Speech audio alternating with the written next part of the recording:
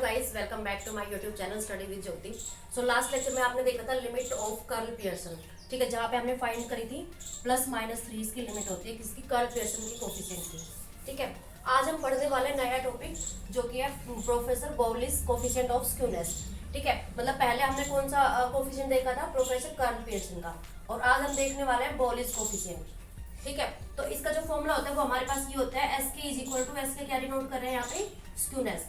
और इसका जो फॉर्मूला होता है वो ये होता है Q3 minus M D minus Q1 divided by Q3 minus M D minus Q1। तो यहाँ पे जो Q3 है वो क्या डिनोट कर रहा है, हमारा थर्ड क्वार्टाइल। ठीक है, और जो Q1 है वो क्या डिनोट कर रहा है, हमारा फर्स्ट क्वार्टाइल। मतलब जहाँ ऐसे ही हमारे पास होते हैं first quartile, second, third and जो हमारे पास फोर्थ क्वार्टाइल होते हैं। ठीक है, तो यहाँ पे जो Q3 है वो ये थर्ड क्वार्टाइल है, Q1 है वो हमारा फर्स्ट क्वार्टाइल है, और जो ये होगा हमारा मीडियन। ठीक है, तो मीडियन हमारा क्या डिनोट करते हैं, बेसिकली Q2। ठीक है, मतलब मिड वाला जो पॉइंट होता है मीडियन, MD मीडियन है। ठीक है, तो ये सब इसमें ये डिनोटेशन है, ये हमारा होता है कर्ल पियर्सन कोफिशिएंट। अब इसके बेस्ड ये रिमार्क्स इसमें दिए हुए बुक में। तो हमारा जो फर्स्ट रिमार्क है वो है कि इस पूरे फॉर्मूले को हम ये भी बोल सकते हैं कि क्वार्टाइल स्क्यूनेस, ठीक है, ऑफ इसका मतलब क्वार्टाइल कोफिशिएंट ऐसा भी बोल सकते हैं, क्योंकि इसमें हम किसका यूज कर रहे हैं, मेनली क्वार्टाइल्स का ही। ठीक है, और दूसरी चीज, अगर हमारे पास मीडियन और क्वार्टाइल्स गिवन है तो ये हमारे लिए बेस्ट फॉर्मूला है ये वाला, मतलब प्रोफेसर बाउलिस कोफिशिएंट का। ठीक है, मींस अगर हमारे पास मोड की वैल्यू नहीं गिवन या फिर एक्सट्रीम वैल्यू गिवन है, मतलब जैसे कि इंटरवल्स जिसमें इक्वल नहीं है, ठीक है, तो उस केस में हम जो कर्ल पियर्सन वाला जो हमने पढ़ा था कोफिशिएंट स्क्यूनेस का, वो हम यूज नहीं कर सकते। उस केस में हम यूज करते हैं ये वाली चीज, मतलब ये वाला जो फॉर्मूला है ये वाला। ठीक है, अब जो सेकंड रिमार्क है वो क्या गिवन है वहां पे बुक में कि देखो, जब हमारा स्क्यूनेस सपोज 0 है, ठीक है, मतलब सपोज ये 0 है, तो 0 का मतलब क्या है कि अब देखो इसको आप इक्वल टू 0 पुट करोगे, ठीक है, तो क्या रिजल्ट निकल के आता है, जो डिनोमिनेटर वो भी पूरा 0 बन जाएगा इधर आके। ठीक है, और फिर 0, अब सपोज ये 0 बन गया, ठीक है, तो ऊपर वाला जो हमारा जो निकल के आएगा वो क्या सोल्व होके आएगा, Q3 minus M D minus Q1। ठीक है, इज इक्वल टू ये 0 हो गया। अब इसको थोड़ा सोल्व करेंगे तो क्या हो जाएगा, Q3 minus M D is equal to ये माइनस के इधर आके क्या हो जाएगा, पॉजिटिव का, तो एम डी माइनस Q1। ठीक है, मीन्स अगर हमारा जो स्क्यूनेस है अगर वो 0 हो गया, तो 0 का मतलब क्या है कि जो हमारा ये वाले जो क्वार्टाइल्स है Q3 माइनस एम डी, मतलब कि अगर हम मीडियन माइनस कर रहे हैं अपर लेवल के क्वार्टाइल से, अपर लेवल का ही वही Q3 है, क्योंकि एम डी जो होता है वो हमारा बेसिकली Q2 होता है, जो सेकंड क्वार्टाइल होता है वो। ठीक है, और जो Q3 है वो इसके ऊपर है, तो ये अपर लेवल के में से अगर हम माइनस कर रहे हैं तो ये किसके इक्वल है, अगर हम लोअर लेवल का क्वार्टाइल माइनस करते हैं एमडी में से। ठीक है, तो ये वाला हमारा रिजल्ट एक निकल के आता है। तो जो सेकंड केस है वो देखते हैं क्या होता है अभी। तो मतलब हमारा जो स्क्यूनेस है वो ग्रेटर देन 0 कब होगा, ठीक है, वो ग्रेटर देन 0 का मतलब क्या है, मतलब स्क्यूनेस जो है वो ग्रेटर देन 0 कब होगा, बेसिकली अगर हमारा जो न्यूमरेटर वो ग्रेटर देन 0 हुआ तो। ठीक है, तो ग्रेटर देन 0 का मतलब क्या है कि अब देखो, अब इसको suppose S Q greater than 0 put करते हैं तो ये क्या हो जाएगा, ये जो होल एक्सप्रेशन गिवन है ये मेरा ग्रेटर देन 0 हो जाएगा इधर। ठीक है, और ये ग्रेटर देन 0, तो जो नीचे डिनोमिनेटर वाली चीज है वो इधर आके 0 हो जाएगी।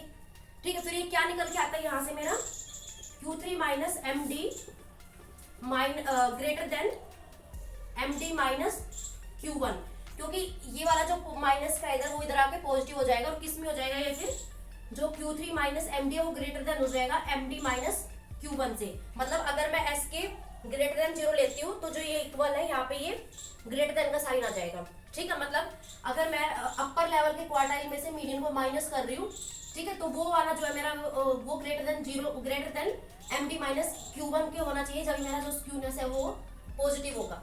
ठीक है, और लेस देन कब होगा ये स्क्यूनेस मेरा, ऑब्वियसली अगर मेरा Q3 minus M D less than किसके है, एम डी माइनस Q1 के। ठीक है, मतलब जो ये वाली चीज है वो अगर लेस देन होती है किससे, इस वाली से, तो हमारा जो स्क्यूनेस है वो नेगेटिव होगा, राइट।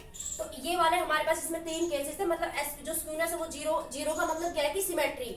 ठीक है, मतलब स्क्यूनेस वहां पे कुछ भी नहीं है, मतलब जो मेरा ग्राफ है वो बिल्कुल ऐसे है, ठीक है ना, मतलब इधर ऐसे है, तो मेरा जो सिमेट्री है वो इसमें एस क्यू अगर मेरा 0 हो जाता तो ये वाला केस कब होगा, अगर मेरा Q3 माइनस MD है वो ग्रेट इक्वल टू हुआ MD माइनस Q1 के, और स्क्यूनेस पॉजिटिव कब होगा, अगर मेरा ये वाला एक्सप्रेशन ग्रेटर देन है इस वाले एक्सप्रेशन से, ठीक है, और लेस देन 0 कब होगा, अगर मेरा ये वाला एक्सप्रेशन लेस देन है इससे।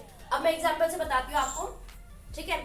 तो अब सपोज मैं लेती हूँ 0 का मतलब क्या होता है, अगर मैं ये दोनों चीजें इक्वल लूंगी, इक्वल मतलब सपोज मैं 4 लेती हूँ, ये वाली चीज मतलब ये वाला जो एक्सप्रेशन की वैल्यू मेरे पास 4 आ रही है और इसकी भी 4 आ रही है, ठीक है, तो मेरा स्क्यूनेस होगा 0, ठीक है, मतलब बिल्कुल इक्वल है दोनों साइड। अब दूसरा एग्जांपल अगर मैं लेती हूँ SQ ग्रेटर देन 0, ये ग्रेटर देन 0 कब होगा, अगर ये वाला एक्सप्रेशन की वैल्यू जो है ज्यादा आ रही हो, ज्यादा मतलब कि जैसे मैं एग्जांपल लेती हूँ सपोज 3, ठीक है, मतलब Q3 माइनस MD की वैल्यू आ रही है 3 और इसकी जो वैल्यू आ रही है वो कितनी, सपोज है मान लो ये, क्योंकि लेस देन होना चाहिए ना ये वाला, मतलब ये वाला जो एक्सप्रेशन है वो कम होना चाहिए इससे, ठीक है, तो ये वाला मैं लेती हूँ सपोज 1, तो 3 माइनस 2 1 करोगे तो क्या आएगा मेरे पास 2, ठीक है, तो मतलब 2 क्या आया नंबर मेरा पॉजिटिव, प्लस का 2 आया है, राइट, तो मतलब मेरा स्क्यूनेस पॉजिटिव होगा अगर मैं इस एक्सप्रेशन की वैल्यू ज्यादा लेती हूँ इस वाले एक्सप्रेशन से। अब सिमिलरली SQ मेरा लेस देन 0 कब होगा, अगर मैं इस वाले एक्सप्रेशन की वैल्यू कम लेती हूँ। अब ये एग्जांपल ले लो, सपोज मैं इसकी वैल्यू 1 लेती हूँ और इसकी वैल्यू ले लेती हूँ 3, तो -1 माइनस 3 करेंगे तो क्या आएगा मेरा -2, ठीक है, तो ये वाली वैल्यू मतलब क्या आ गई मेरी नेगेटिव। तो अब इसे डायरेक्टली दिख रहा है कि स्क्यूनेस जो है लेस देन 0 होगा अगर मेरी इस वाले एक्सप्रेशन की वैल्यू जो है वो लेस देन हो इस वाले एक्सप्रेशन की वैल्यू, ठीक है। तो ये था हमारा कंप्लीट बोलिस कोएफिशिएंट ऑफ स्क्यूनेस के बारे में।